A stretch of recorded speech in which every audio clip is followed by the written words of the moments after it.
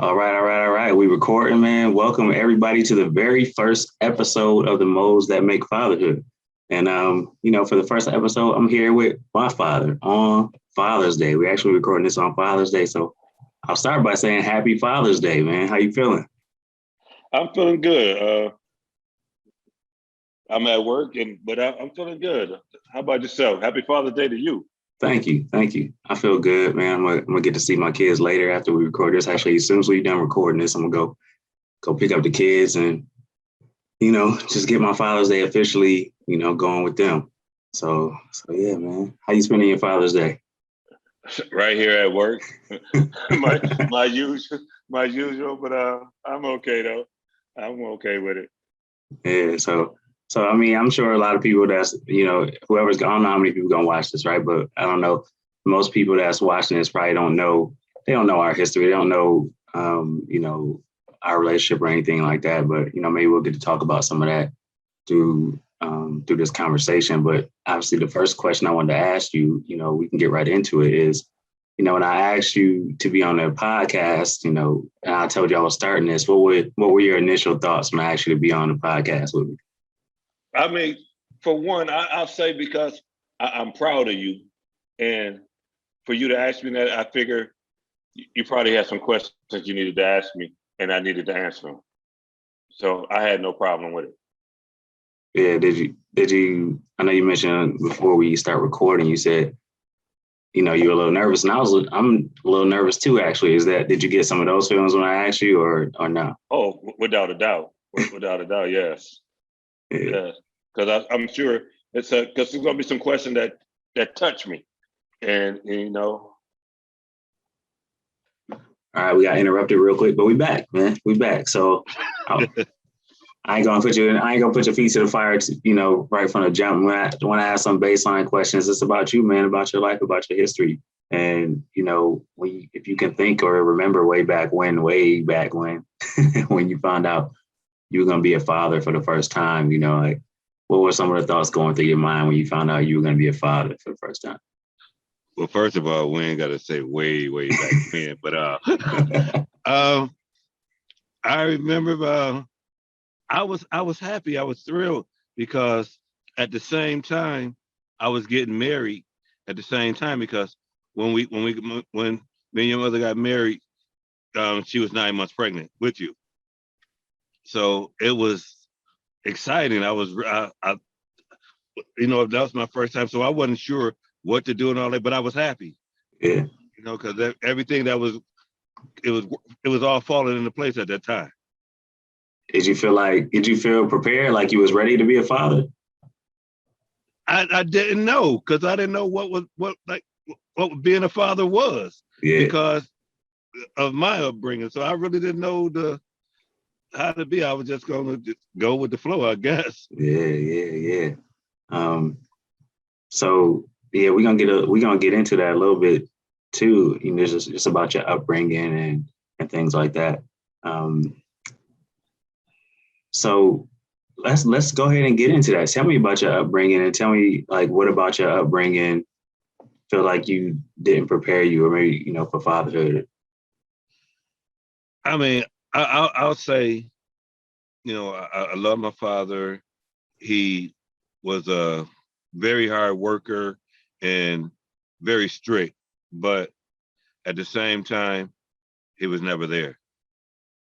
And only time he was there is for discipline. Yeah. And that's all I can remember. I've never been to a baseball, football game, never been outside throwing a football or anything like that. All my upbringing was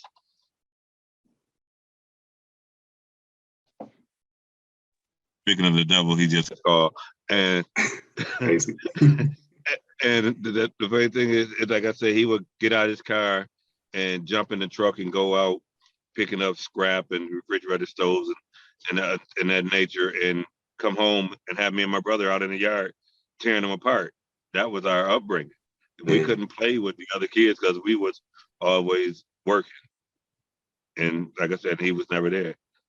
So it was a rough upbringing. So did you see, like, you know, did you see other kids in the neighborhood that had different interactions with their father, different relationships with their fathers? And Um, you know, I say yes and no to a certain extent because they were all, they were all out having fun and doing things, like I said, playing football in the street and different type of stuff. And we really didn't get to see too much of that because we were in the yard, me and my brother working. So as far as with like the school programs and things like that, no, my father never attended anything like that or nothing like anything like that. So no, but I did see other kids with their fathers and parents and stuff like that. My mother was always, whatever we did, she was the one that did it with us. yeah, yeah. So when you look back on your childhood and your relationship, you know, things you was doing with your brother and your father, like what's one of the craziest? Tell me about one of your craziest childhood memories that you can remember. You know, it's funny because I asked my father about this question that you're asking me, and it's a little embarrassing, and it kind of at the same time I had to find out because my father, like I said, he was very when he punished you, he punished you, and we had a dog, a big German Shepherd that used to be down in the basement, and the dog didn't know me. So one day my father wanted to punish me, and his punishment was for you to go in the basement, Wow. and he tried to push me down the basement stairs into the basement, and I wouldn't go. And that stayed in my mind growing up. Oh, and just recently, I asked him, like, why did you do that? And he had no answer for me. So that's definitely going to always be in my mind. Like, what would have happened if I had went down them stairs? Yeah, You know, that's wild, man. Do you feel like he should have had an answer for you? I think he should. I mean, I'll say this about my father because I'm not trying to say he was a bad man, Right, right. but he just didn't know what he just didn't know. My father grew up in Alabama with a third grade education, and like I said, it was always food on the table and things like that and that nature. And he always worked hard, and we never wanted for anything. But far is the love and being there for us. It's just from there. I mean, I don't know how he got disciplined when he was a kid, and I'm thinking maybe he was doing what he was taught or shown, and that's how he raised us. So, but it was rough. So how did that relationship with your father, how that you had, how did that impact how you view what fatherhood was supposed to be? I just never knew what. I just think just fatherhood was just supporting your family and just making sure that all the bills was paid and everything was taken care of. I mean, because I just didn't know what being a father was. Yeah. I didn't know. I just didn't know. So So, and I think today I'm paying for it in what way? because I love all my kids, but I don't think they love me, Hmm. and that's because I wasn't there like I should have been. My grandkids don't even know me, so and I always think, when I sit at home and I say, if something happened to me today, who's gonna be there? Is anybody gonna really be at my funeral? You know, and my stepdaughter Vanessa, she got married not too long ago, and I wasn't even invited to the wedding, and that hurt. And even today, as Father's Day, I doubt if I get phone calls saying Happy Father's. I never get a phone call saying Happy Birthday, but I try to reach out to all of them on their birthday and say Happy Birthday to them, just to let them know I do know. But I never get any of that. And I try to I like it, brush it off like it's okay, but it's not.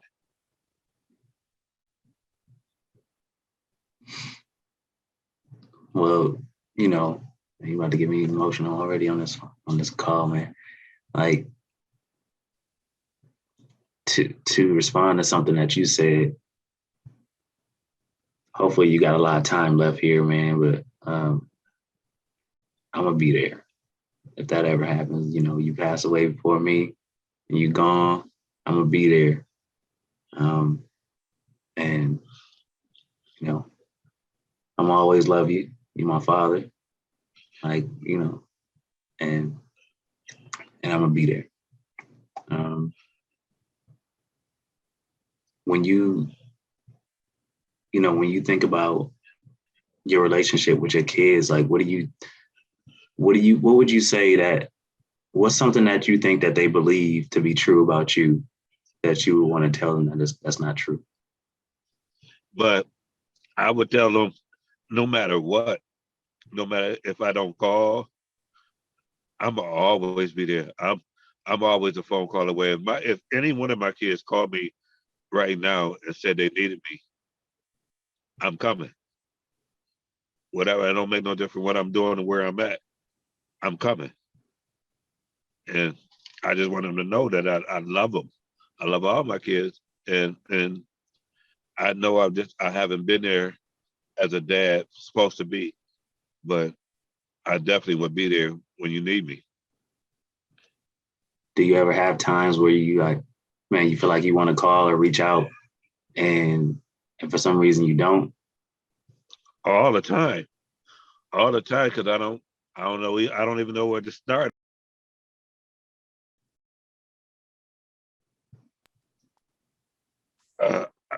Man, you don't even know how many times I think about this on a regular because I'm friends with my kids on Facebook and I watch everything they do all the time. Yeah. You know, and I'm sure they see, if we both friends, so they see what I do, see what I say.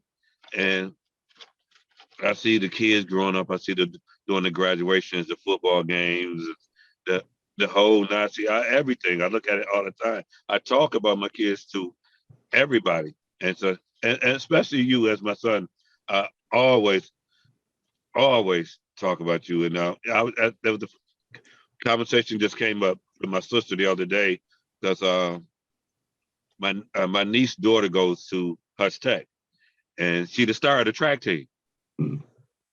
And she don't know you. And I said, you didn't know him, man, graduated from what? I said, ask anybody in the school about him. I said, they'll know. So she said that's what she's gonna do. She just won the track meet the other day. And I just didn't understand how she didn't know about you. Yeah.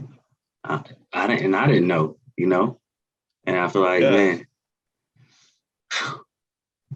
family, you know, obviously you can't choose your family, but it highlights the importance of family, I think, and how we got to stay connected and just kind of change things, change the way we used to doing things. You mentioned that, like you said, you mentioned that you didn't know where to start.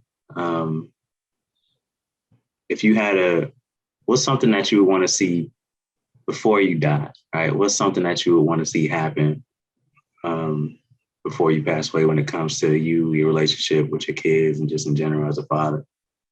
I would like to.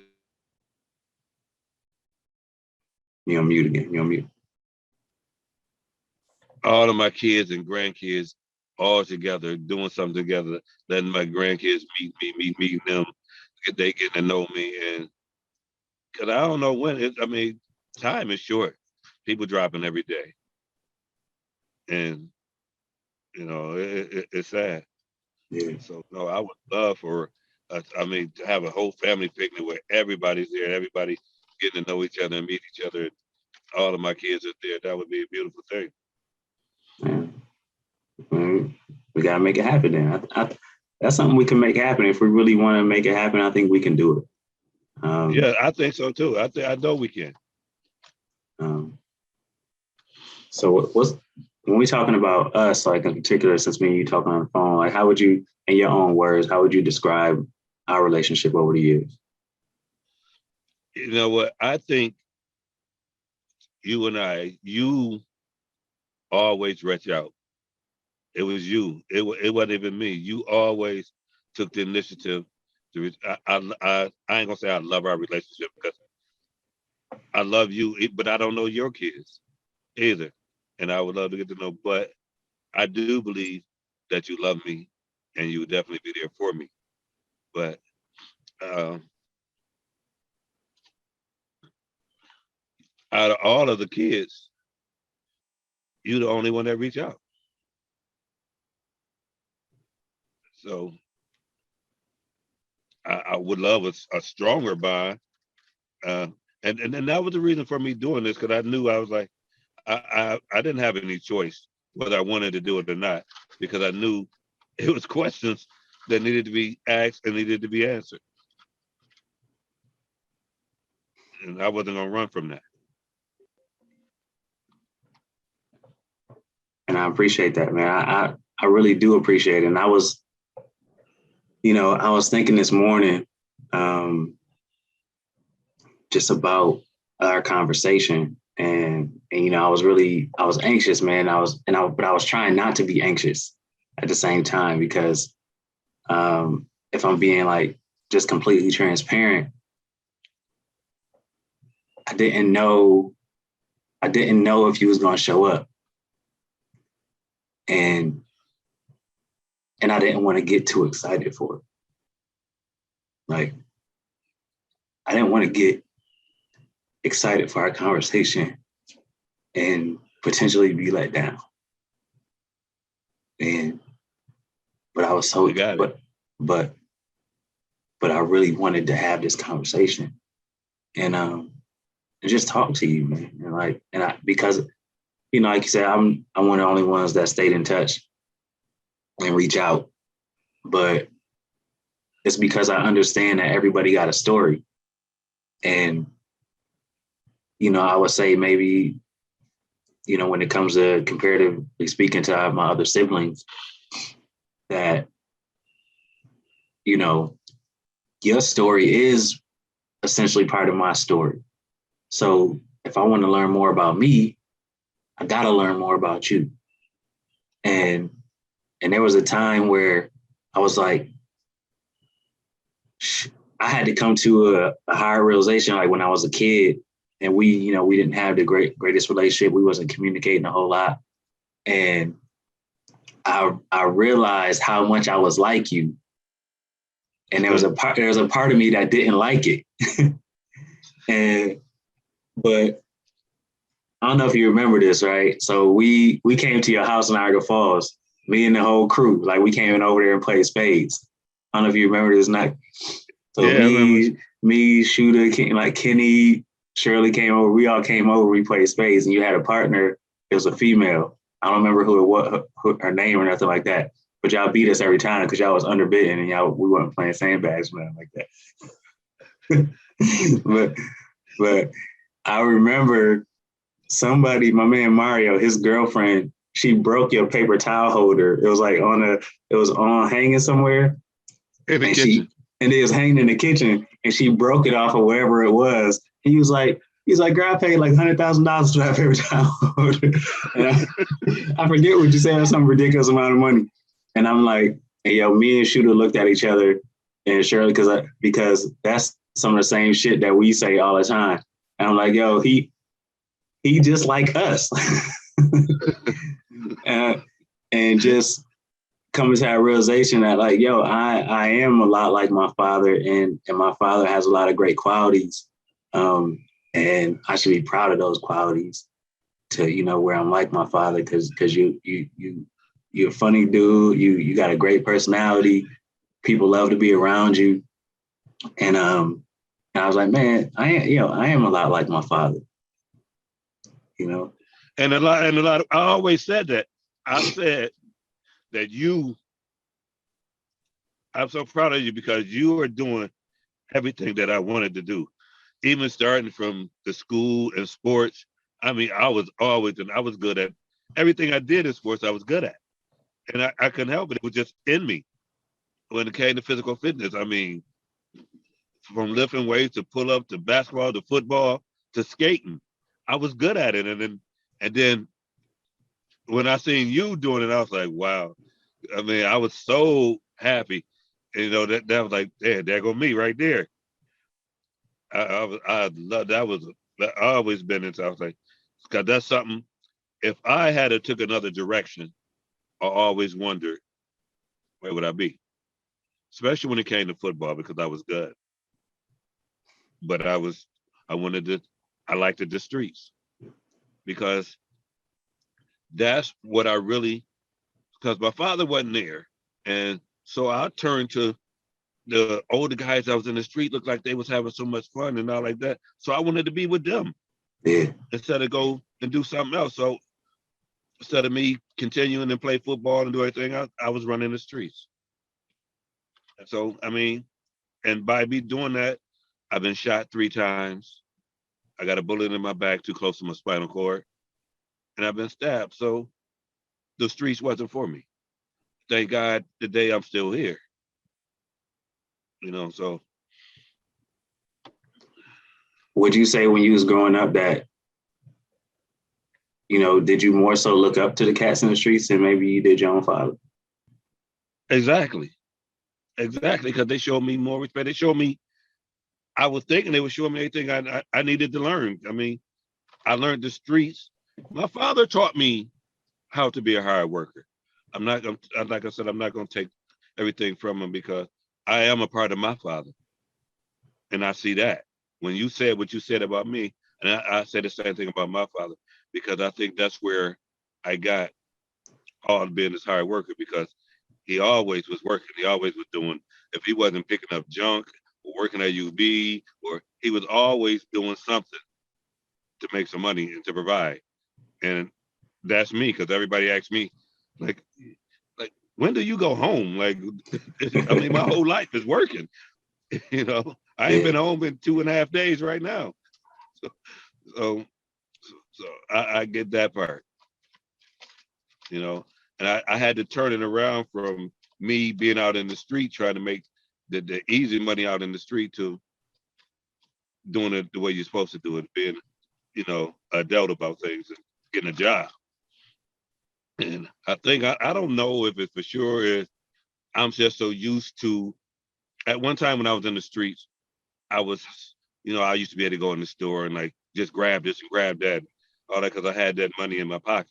Yeah. And then I remember one time when I gave up that lifestyle, I went into the store and I put all this stuff on the counter, and then I realized I had no money. So I had to tell the lady I left my wallet in the car. So I just ran out and hurry up and got out the store. Man. So, but ever since I've been working so I can have some money in my pocket. When that happened, did you feel like, did you ever have the itch to go back to that lifestyle? Yeah, quite a few times, but reality set in at the same time. So no, that wasn't for me. Yeah. That wasn't for me. Ain't nothing promised you in that lifetime but jails, institutions of death, and I ain't Yeah. trying to go like that. I hear you. So, Yeah, you was talking about just when you was talking about, another thought came to my mind when you was talking about you was looking at me, you was like, yo, that's me. And because I remember another time I remember when we went skating, and I think we went skating with Deanna and her mom. yeah, and her mom, yeah. Yeah, and that was the first time I saw you skate. And I was like, yo, he getting it on them skates. And I was like, yeah, like, because a lot of people don't know, man, skating, that was the thing. And but we used to go skating every weekend. And it's getting real big again now. And I used to like pride myself on how I moved on some skates, man. I loved it. It was just cool to see you on the skates, just like gliding effortlessly, man, looking smooth on the skating Yes, floor. me and my boy Jeff. I had a partner. He gone now. That was my boy. But if you think I could skate, Jeff was the man. It ain't nothing Jeff couldn't do on a pair of roller skates. Me and Jeff would get our skates. We had we had made our skates. We back then we had to decorate our skate. We spray painted them. We had flashlights on the bottom of them. So we thought we got the do-rag hanging out our pocket.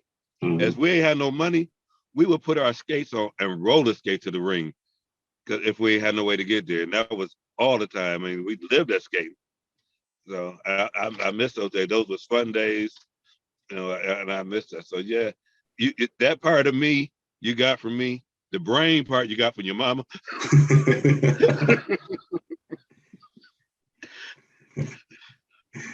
Man, was that, would you say, you talking about Jeff that used to live on Rother? Yes. Yeah. Man, Jeff, before I ask you this next, Jeff, man, he gave me the best deal I ever got in my life. Cause Jeff he never got off that stuff. And yeah. And I remember I bought a Nintendo from Jeff. Like it was probably his kids. Like I was young, so I didn't care. Like I bought it. He sold me a Nintendo in 6 games for $4. That sounds like Jeff. And that Jeff that you knew then, if you had knew him growing up, when I tell you, honestly, Jeff was one of my idols. I wanted to be like Jeff and I was older because Jeff could, when I say on no roller skates, you couldn't touch him. When he get on the bike, he would take the front wheel off and woolly all over town without putting that bike down. And, he got caught up in the streets, but it's because there's always another side to a person. And I wish you had known that side of him. Man. Well, what, for the time, because we still got, God willing, we got time left. What side of you do you want me to know before you leave this earth, or either one of us leave this earth? I mean, I think you know it, like, because you just said, I mean, I'm a fun person. I'm good to be around. I love to have fun. I'm a big joker. If we playing spades, I talk shit. Mm-hmm. If you see if you're on the opposite team, you might put me out your house because I talk shit. So I mean, I love to have fun. I love to do stuff, and I want to be able to. I want my grandkids to know me before I leave. Definitely, I'll make that happen. Man, I almost forgot what question. So I guess I would ask, because I have other questions too. But do you have any questions for me?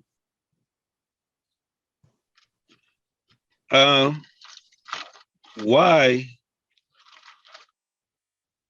What? I really don't have a question for you because I know you, and I already know the answer to the question because you are who you are, and I was just more likely want to why did you hang in there? Why did you keep continuously reaching out to me?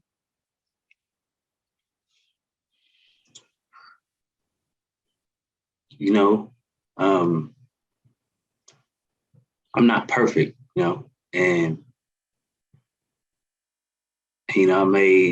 I made mistakes in my life, man, and I made a lot.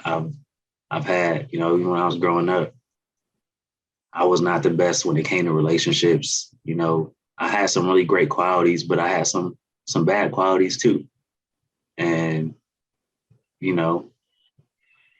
I had issues with, my dealing with my emotions. I had issues with, treating women right. Like I had all kind of issues, and I knew that if I'm not perfect, how can I expect anybody else to be perfect? And so, because everybody got a story, right? And so I'm like, man, I really believe in being the best, trying to be the best version of myself. And that comes with being compassionate to other people's story and other people's experiences. And so what value did I get from not reaching out to you? Like I realized when I wasn't reaching out to you, it was more so because I was trying to hurt you. Right? Like I wanted you to feel abandoned like I felt. And I was like, how did that make me any better? Like, how did that make me a good person to try to make somebody feel hurt like I felt hurt. And I prided myself on trying to be the best father I could be. And if I'm gonna set the best example that I could set, then I'm not gonna try to cause anybody any pain. I just want to spread love. I want my father to know that no matter what, I love him, that I forgive him, that I understand he ain't perfect. And if I could be an example of what trying to strive for better looks like, then let me be an example to my father. Let me be an example to other men that don't have their father in their life, that feel like, man, I'm not gonna reach out to my pops. Like, fuck him. Like, nah, that ain't the move, man. Like, and even with even with Deontay. Now, I everybody was telling me how how he was dogging me out in the streets and everything like that, but he's still my son. Even like why he's being locked up right now. I said, okay, I just sent him some money yesterday because he wanted some money. Mm. But I said, now let me see, do he call me today and say Happy Father's Day? Mm. He called me every other day until I sent that money. Now see, do he call me today? He's still hurting, man. And maybe I can provide some insight into what he may be feeling. I obviously can't speak for him, but here's what I believe. I believe that he's still hurting and that he feels like you owe him something. All right. So like he's gonna try to get, if he needs something, he gonna reach out because he feel like as his father, you owe that to him. And he don't necessarily gotta reciprocate it like that. And he feels like, look, if I'm in a bind, if I'm in a tough spot, you my pops, you supposed to look out for me. That's your job. Right? Like it ain't necessarily me. I gotta reciprocate it back. I ain't gotta call you. But you my father. That's your job. You brought me into this world. Like, and I would imagine that part of him feels that way. Mm-hmm. But until he can completely heal and understand and understand compassion and empathy and all these things and grow where he needs to grow. Like, obviously he got some growing to do. He in jail right now. So hopefully when he get out, man, I've talked to him a lot too. Hopefully when he get out, he don't go back. All right. And I talked to him already. I'm like, look, man, you go back, man.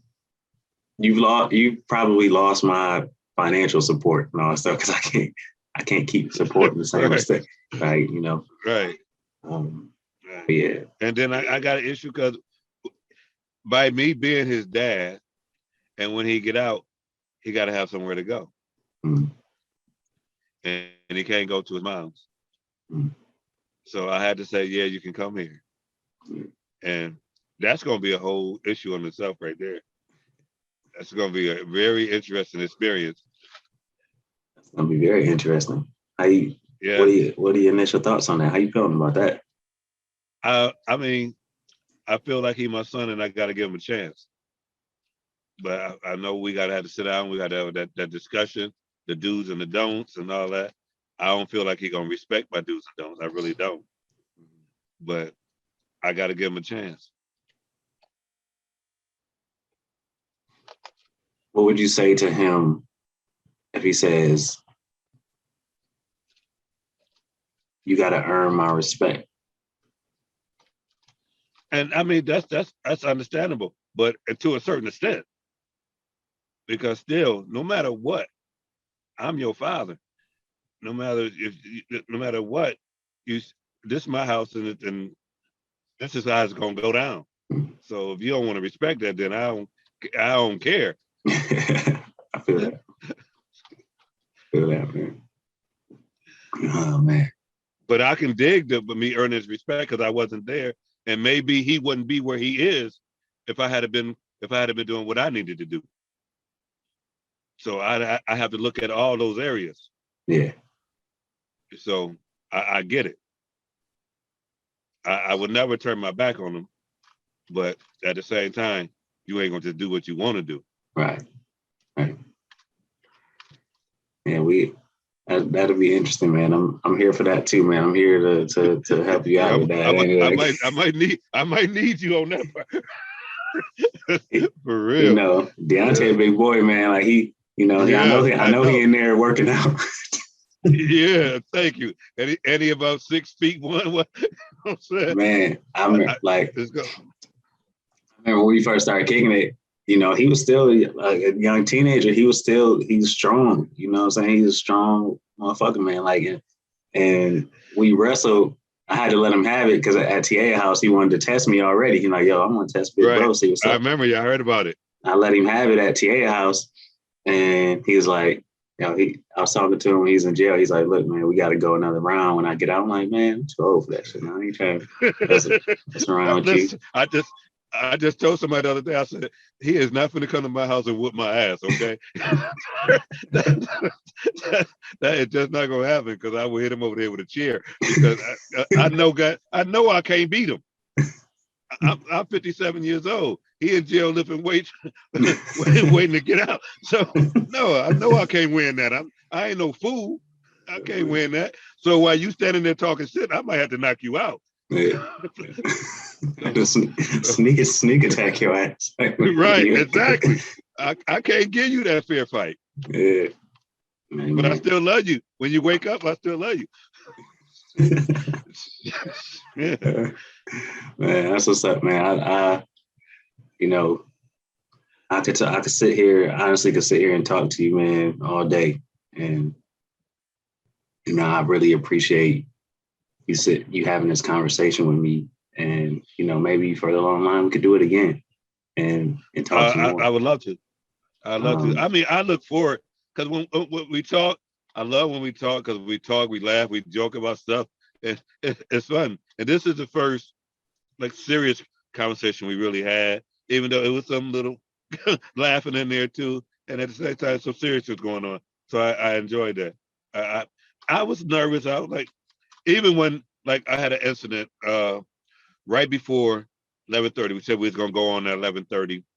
One of my drivers didn't show up for work. I was like, now if I call him and tell him I cannot get on this broadcast because my driver ain't show up and I gotta go drive, is he really gonna believe what I'm telling him? And so Muted. I can't hear you. You're muted right now. I can't even hear what you're saying. So I'm glad it worked out for the best. God works in a mysterious way. He made it work out. Yeah, for sure. Last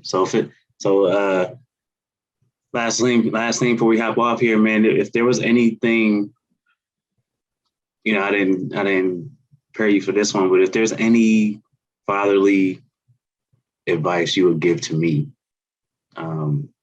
you know, when it comes to raising my own children, what would be the advice that you would give to me?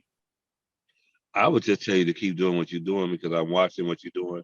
Even though I don't make comment, I see on Facebook when you out with your kids at the football game, when you out getting ice cream, when you out doing everything y'all be doing, when you with your daughter and she had her dress on that day. And I mean, I was watching everything you do.